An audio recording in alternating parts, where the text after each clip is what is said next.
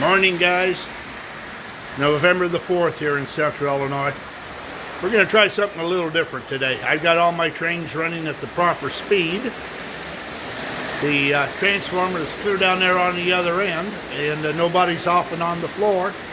And we're going to do a little bit of night running with these rascals, just a little bit.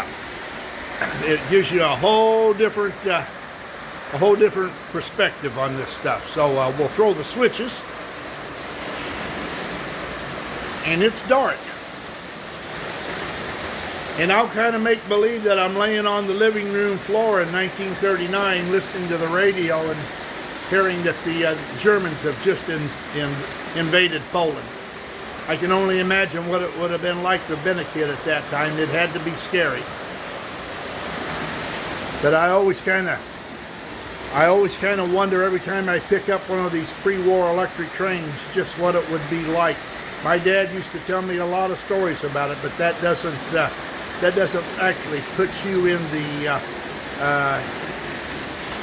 the circumstances. I mean, I can remember what it was like when I was 12 years old and we had the Cuban Missile Crisis. I knew something was wrong, but I didn't know what. So maybe that's what it would have been like to have been a kid in 1939. So you would play with your trains and do make-believe. Boy, the boiler is hot in the old steam train. You can see that fire glowing right there. Passenger service heading to New York City, no doubt.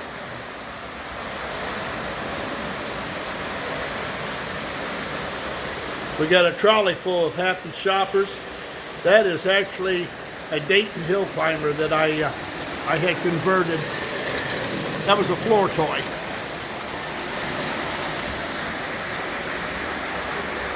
So it's kind of neat to see them running at night. It's even neater that they haven't fallen off the track.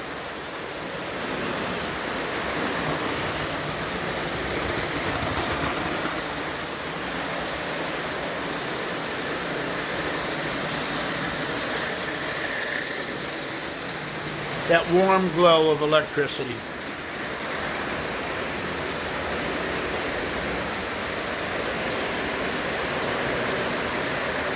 Wrong light.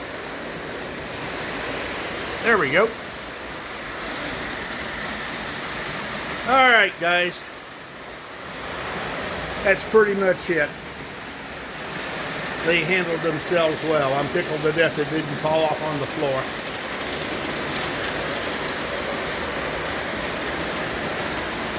So much for my Great Depression experience.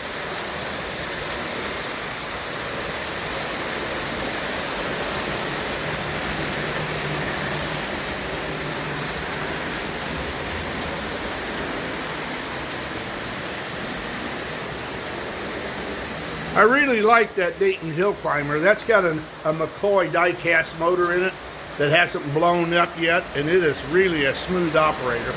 It really is.